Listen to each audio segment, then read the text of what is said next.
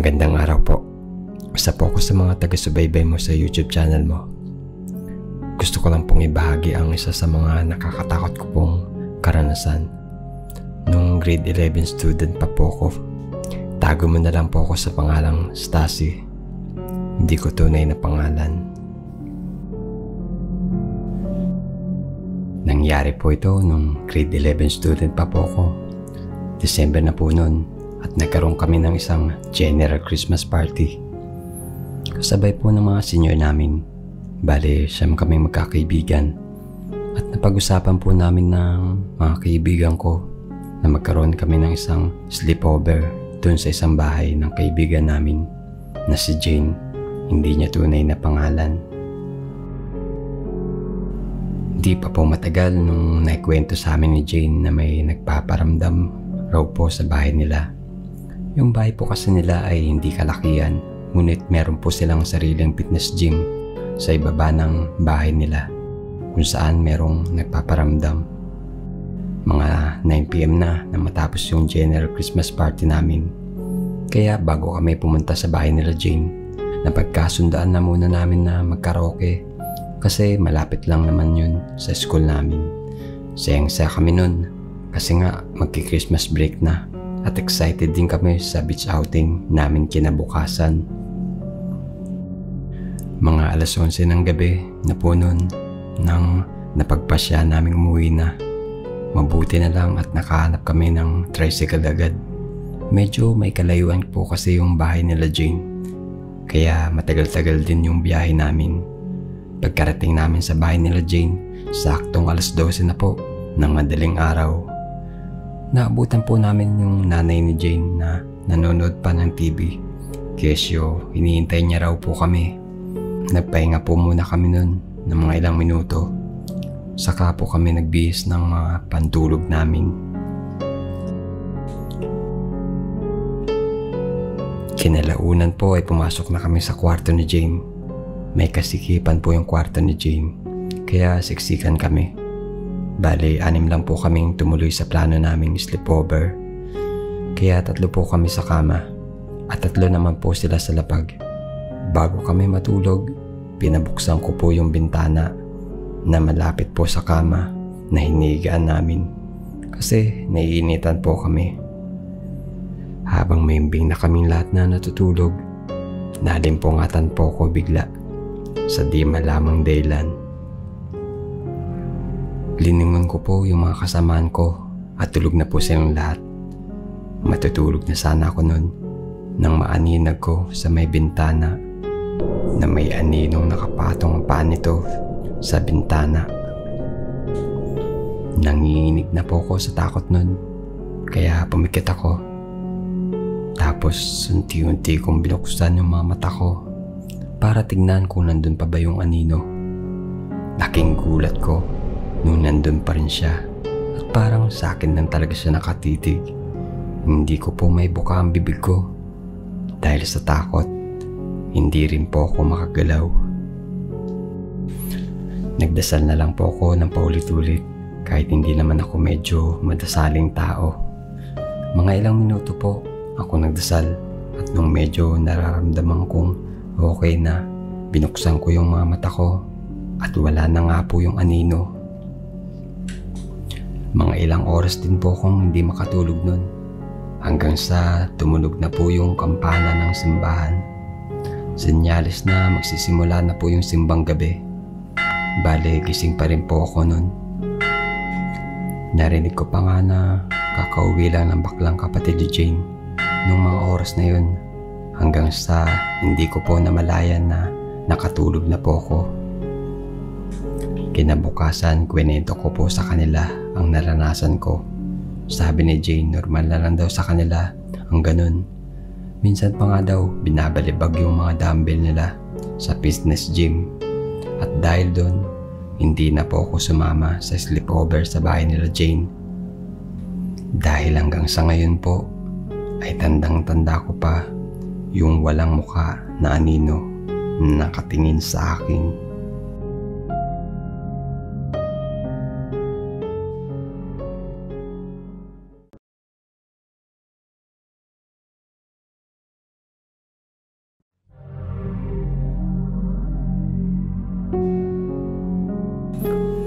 Magandang araw po. Parati po akong nanonood ng mga video mo sa YouTube. Dahil po sa panonood ko, gusto ko na rin pong magbahagi ng sarili kong kwento sa iyo. Ako po si Eya, at ang kwentong ibabagi ko po sa inyo ay nangyari noong grade 8 pa lang ako. Hindi po gaano kalakihan ang bahay namin. Mayroon itong 2 palapag at 1 kwarto. 4 kami sa pamilya. At dahil sa hindi kami kasyang lahat sa kama na nasa loob ng kwarto, at bilang isang panganay, ako lang ang natutulog sa labas ng kwarto. Naglalatag naman po ako ng kutsyon sa lapag at dito natutulog. Hindi naman po mainit dahil sa ibabaw ng ulunan ko ay may malaking bintana na ang tanging harang lamang ay bakal. Tuwing madaling araw, naaninag mula sa bintana ang buwan. Sa labas po ng bintana ay bubong na ng kapitbahay namin. Nung kinagabihan, maaga po natulog ang mga tao sa bahay at ako na lamang ang gising. Nung nagtagal pa, di ko rin namalayang nakatulog na pala ako. Pagsapit ng madaling araw, naalimpungatan po ako sa dahilang di ko malaman. Nagtaka ako dahil kakaiba ang pwesto ko sa pagtulog nung nagising ako.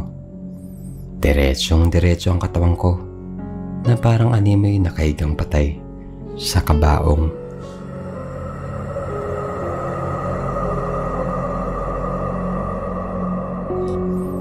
Napatingin ako sa pader na nasa harapan ko kung saan kitang-kita ang refleksyon ng buwan. Dito unti-unti ko na nakita ang refleksyon ng isang lalaki. Dahan-dahan siyang lumalakad at tumigil sa gitna ng bintana. Nakatayo lang siya roon. Takot na takot ako dahil baka mamaya magnanakaw siya at may hawak na baril o patalim para saktan ako at ang pamilya ko. Pero ang pinagtataka ng isipan ko ay noong lumalakad siya papunta sa gitnang parte ay wala kang maririnig na kahit anong tunog na mula sa kanya. Kung totoo mang nalakad siya ay maririnig mo ito dahil yero na ang bubong sa labas ng aming bintana at walang semento na malalakaran dito. Sinubukan kong iangat kahit kaunti ang ulo ko para sana makita ang itsura ng lalaki. Pero hindi ko magawa. Sinubukan ko rin galawin ang aking kamay at paa. Pero hindi ko magawa. Para bang nakasemento ang buong katawan ko sa kutsyong hinihigaan ko. Nakita ko na unti-unting inaangat ng anino ang kanyang kamay. At sa takot na baka nga ito ay may baril, ipinikit ko ang aking mga mata at nagdasal na lamang para sa aking kaligtasan. Hindi ko na malayan na tuluyan na akong nakatulog at umaga na. Sinubukan ko ikwento sa tatay ko ang nangyari, pero hindi siya naniniwala.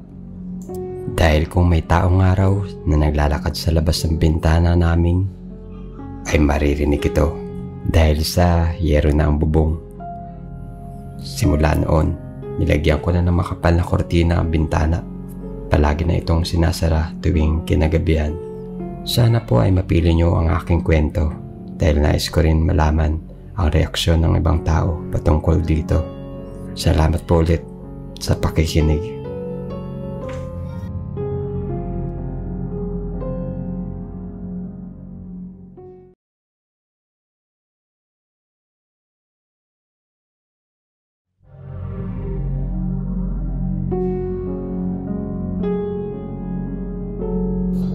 Kamusta po Mr. M? Bagong subscriber niyo po ako at naukagad ako sa mga animation at stories ng YouTube channel mo.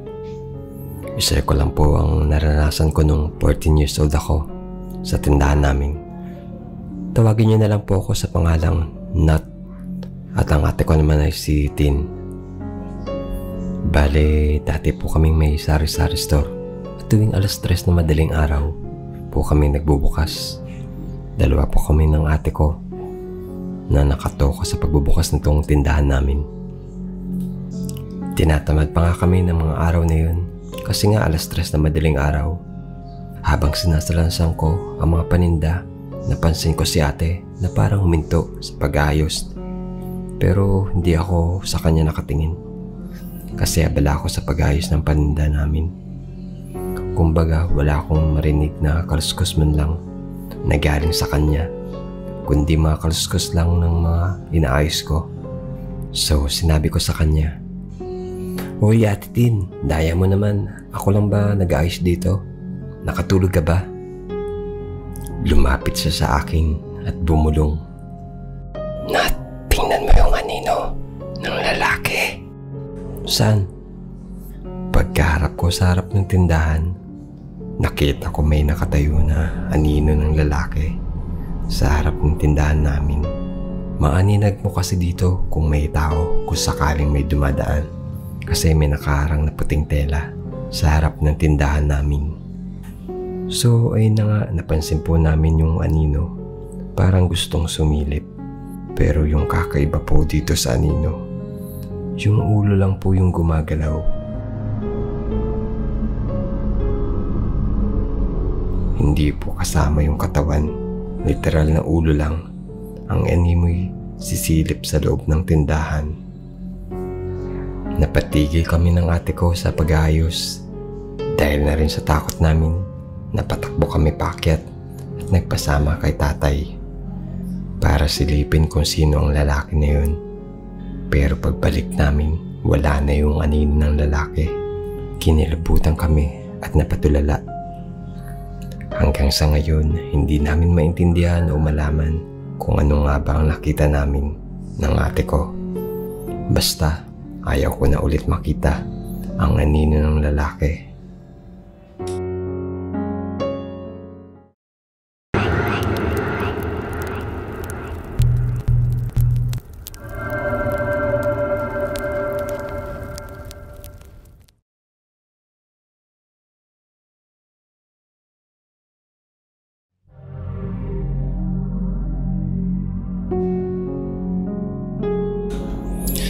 Magandang araw po, Mr. M.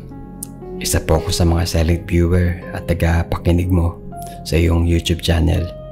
Sana po ay mabasa mo ang aking kwento na pinamagatan ko pong Itim na Kawayan.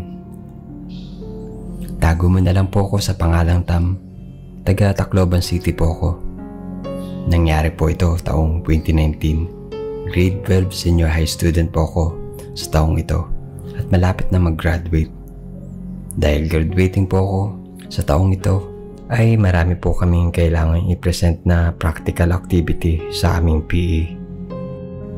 Kaya isa sa mga practical activity namin ay ang tinikling at di ko po akalaing makakaranas po ako ng hindi ko malilimutang pangyayari sa buong buhay ko. Araw po yun ng Lunes. Bago po kami mag-present ng aming tinikling, pumunta po muna kami sa bahay ng kaklase po namin kasi nasa kanya po yung mga props ng kawayan. Pagdating po namin doon sa napagkasundoang lugar, sinalubong niya po kami. Tapos sinabi niya na, "Pumunta muna tayo sa bahay kasi nandun yung mga kawayan na gagamitin natin para sa tinikling mamaya." Tapos sabi ng isa sa mga classmates ko na, "Sige, tara, medyo mainit na kasi." Kaya ayun, pumunta kami sa bahay nila. Pagdating namin sa bahay nila, binigyan kami ng nanay niya ng tubig at pagkain. Matapos po yun, kinuha na ng classmate namin yung mga kawain sa likod ng bahay nila. Nakatali yun na nakakumpol. Tapos sabi ng classmate ko na kunin na daw namin para masimulan ng mag-practice. Ako ang unang humawak sa mga kawayan. Tapos napansin kong may isang itim na kawayan dun sa gitnang bahagi nito. Tapos tinanggal ko ang mga nakatali dito at kinuha ko yung itim na kawayang yun. Pero bago pa man yun mahawakan, may naramdaman na akong mabigat na presensya mula dito. Nagsitayuan po ang mga balahibo ko sa katawan. Pero tuloy pa rin po ako. Dala po ng kayabangan ko, pinaglaruan ko po yun. Tapos biniro ko pa yung classmate ko na, "Ginamit mo na yun sa paglitsyo ng baboy baga. Tapos paggamit bilang props." Kaso napansin ko pong hindi natatawa yung isang classmate namin. Tapos seryoso po siyang tumitig sa akin. Sabay lapit. Tapos bumulong ng, "Huwag mong paglaruan yan. Baka may mangyaring masama sa'yo mamaya." Dala ng takot ko, binigay ko ito sa kanya. Tapos sabi niya na doon na lang daw kami mag-practice sa school para diretso na daw kaming mag-present sa aming guro. Habang nasa jeep po ako, doon pa lang sobrang bigat ng pakiramdam ko. Hanggang sa school, napakabigat pa rin po ng pakiramdam. Natapos ang araw na yun at naging maayos naman po yung presentation namin ng tinikling. Hapon na po noon, mga bandang 5:30, nagpaalam na po kami ng mga classmate ko sa isa't isa. Tapos naglakad na po ako pauwi. Pag-uwi ko sa bahay nagapunan kami, tapos medyo napagod na ako. Kaya makit na lang ako para matulog. By the way, wala pa pala akong sariling kwarto sa panahong yun. Kaya sa labas ako ng kwarto nila mama natutulog. Tapos nun natulog na ako. Mga bandang 3:00 ata nun nang maalimpungatan ako. Kasi parang may naririnig akong bumababa sa hagdan. Ang lakas ng mga yapak nito sa hagdan. Kaya nagising ako. Pero wala naman ako makita. Kinusot ko ang mga mata kasi baka guni-guni ko lang yun. Tapos nun, babalik na sana ako sa pagkakaiga ko. Kaso biglang may dumaan sa harapan ko. Naglakad siya ng mabilis pero hanggang bewang lang yung nakita ko. Tapos sindang ko po yun ang tingin. Yung direksyon po ng lakad niya papunta po sa pader ng bahay namin. Nagtaka ako kasi tumagos po siya sa pader ng bahay namin.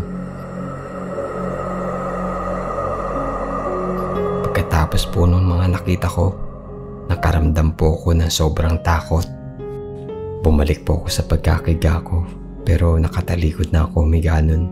Kala ko yun lang yung mararanasan ko pero mas lumala pa pala. Pinigit ko yung mga mata ko pero parang may nakadagan sa likod. Gusto kong tumayo pero hindi ako makagalaw sa iniigaan ko.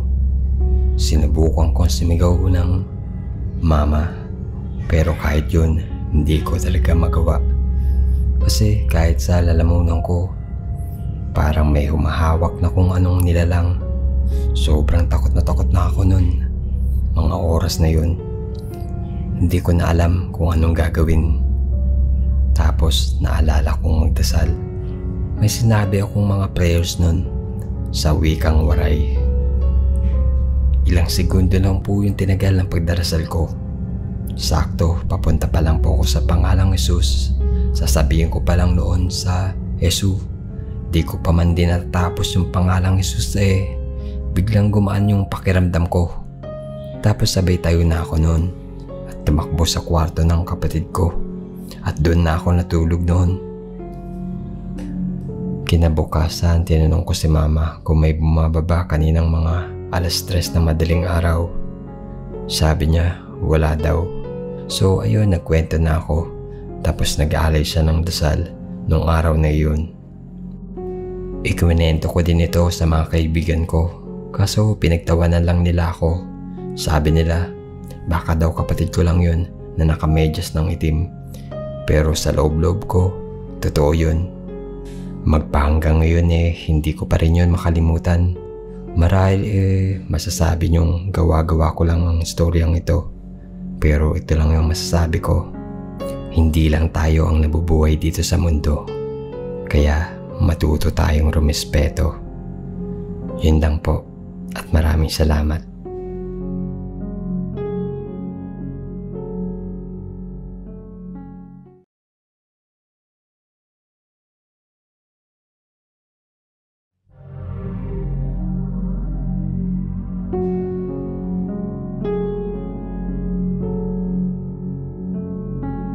Hello po sa lahat ng manonood ng Karimlan Horror Stories. Share ko lang po yung unforgettable at nakakakilabot na experience namin ng mga kapatid ko sa favorite park namin noong high school pa lang ako. Ako po si Ami. 27 years old na ngayon. Although sobrang tagal na yun, pero fresh na fresh pa rin sa memory ko yung nangyari sa amin that time. Around 2 PM yun. And as far as I can remember, walang pasok yun. Pinayagan kami ni na mami mamasyal sa Eco Park na paborito kong tambayan noon. Maganda siya, actually. Pero that time, under renovation pa ang park para mas lalong gumanda at nang maka-attract ng mga namamasyal. Nasa likod kasi ito ng simbahan at private school, kaya mas maraming tao ang nakakapunta at tumatambay doon. Lalo na after martial class, aware naman kami na inaayos pa ang park. Pero open naman siya para sa mga gustong tumambay doon. Gustong gusto ko sa park na yun. Besides sa mga alagang hype doon at food stall, ay marami din daw mga misteryo sa park na yun na kilalang kilala sa lugar, at yung bangka na pwede mong gamitin para mamasyal. Kasi sa park na yun may ilog, at yung pinakadulo nun is kumukonekta sa dam. May bayad yung paggamit ng bangka. Pero dahil walang bantay that time, kami-kami lang ng mga kapatid ko ang nandoon sa park. As in, walang ibang tao ang naroroon, kundi kaming 3 lang. Kaya sinubukan namin yung bangka. May tulay sa gitna ng ilog na kumukonekta sa 2 barangay. Sa kabilang side is yung may subdivision. At dun sa isa naman ay yung main road kung saan andun lahat ng establishment, especially yung simbahan at school. Nung namamangka na kami, napansin na lang namin na parang nag-iiba-ihip ng hangin, at yung sa part ng ilog na pupuntahan namin ay palalim ng palalim. Bakas sa mga mukha namin ang takot at pangamba na baka di na kami makabalik sa pinanggalingan namin. Sinubukan namin magsagwan pabalik, pero parang hindi kami makaalis. Para bang may bumahatak sa bangka namin at dinadala kami palayo. Palapit na kami ng palapit sa tulay, which is, sa pagkakaalam namin, ay malalim na talaga yun. Hindi na namin alam ang gagawin, at hindi rin kami makakilos nang dahil masyado na mauga ang bangka dahil sa agos ng ilog. Nataranta na mga kapatid ko kasi mga bata pa sila, elementary pa lang sila, at ako ang pinakamatanda na kasama nila. Sumisigaw na kami nun at humihingi ng tulong, pero parang walang makarinig sa amin dahil malayo mga bahay doon sa area na yun. Nagsimula na rin umiyak ang mga kapatid ko kasi iniisip nila na may buhaya rin doon. Naalala ko pa, sabi ng kapatid kong babae na ayaw na daw niya doon. Nang malapit na kami pumailalim sa tulay, may nakita kami na isang batang lalaki na kulot ang buhok. Nakasuot ito ng puting shirt at shirt na tumatakbo papalapit sa tulay na galing simbahan. Pumangga ang bangka namin sa isang sementong sumusuporta sa tulay, kaya kahit papano ay huminto ang bangka namin. Iniabot niya yung kamay niya doon sa railing ng tulay. Sinabi niya sa amin na piliting abutin daw ang kamay niya kahit gaano kataas yung tulay. Pinasampa ko yung kapatid ko sa balikat ko para may angat sila, para maabot nila yung kamay ng bata. Hindi ko napansin yung isura ng bata na tumulong sa amin, at hindi na ako gaano nag-focus sa mukha niya dahil iniisip ko na kailangan makaalis mga kapatid ko sa bangka. Nung makasampa ng mga kapatid ko sa tulay, naiiwan ako mag-isa sa bangka. Hindi ko na magawang abutin mga kamay nila dahil pagod na katawan ko. Nagkasugat-sugat pa ako. Gawa ng pagkapit ko sa semento na nagsusuporta sa tulay para lang pigilan yung bangka sa pagsunod sa agos ng ilog. Habang sumasampa sa balikat ko yung mga kapatid ko. Sabi ng bata sa akin na pilitin ko daw abutin yung kamay ng mga kapatid ko. Kaya ang ginawa ko ay inakit ko yung semento. Kahit masugatan pa ako para lang maabot ko yung mga kamay ng mga kapatid ko. At nang makaakit na ako, sa wakas ay nakita namin na bumilis yung daloy ng tubig sa ilog na naging dahilan para tangayin yung bangka. Magpapasalamat na sana kaming tatlo dun sa bata. Pero nung lumingon na kami sa kanya, ay laking gulat na lang namin nang hindi na namin siya makita. Lumamig yung ihip ng hangin at nagtaasan mga balahibo ng buong katawan namin. As in, hindi namin nakitang muli siya doon sa lugar na yun o naglakad man lang palayo. Dapat ay mapapansin pa namin siya na naglalakad palayo dahil nasa gitnang part na kami ng tulay.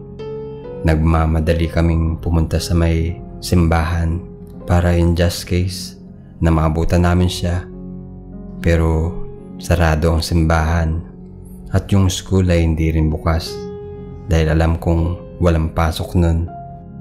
Walang kahit sinong tao ang makita doon. Umuwi agad kami ng mga kapatid ko at nangako kami na hindi na kami sasakay ng bangka. Laking pasasalamat na lang namin na hindi kami napaano at dahil sa bata na yun ay nakaalis kami sa lugar na yun. Mula nun, hindi na kami bumalik sa lugar na yun. Marami din kasi kami naririnig na mga misteryo sa Eco Park na yun. Ilang taon na din ang lumipas at nagkaedad na kami. Pero hanggang ngayon ay hindi man lang namin maalala kung ano ang itsura niya. Ang natatandaan lang namin ay yung suot niya na damit at yung brown na kulot na buhok. At isa pa, ang hindi namin maintindihan, yung time na nililigtas kami ng bata na yun ay mas maliit pa siya sa mga kapatid ko. Kaya ang pinagtataka namin, paano niya kinaya yung mga kapatid ko na mas malaki pa sa kanya.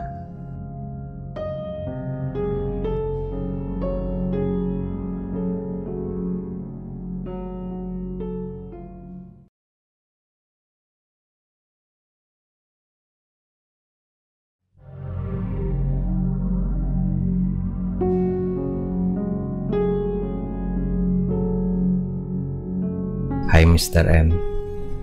Nais ko po sana magkwento tungkol sa naranasan ko nung kami nagbakasyon sa Aklan noong Disyembre. Tago nyo na lang po ako sa pangalang Oway. Taga Batangas po pala kami. Bale, napagdesisyonan po namin pamilya na magbakasyon doon. Pahirapan pa kumuha ng tiket kasi Christmas season na nga. Noong dumating na kami sa Aklan, may sumundo sa amin, kakilala ni Papa, si Tito Obet. Dinala muna kami ni Tito Obet sa bahay nila. Dahil anong oras na? Mga sakto, 8:00. Kaya doon na lang daw muna kami magpalipas ng gabi.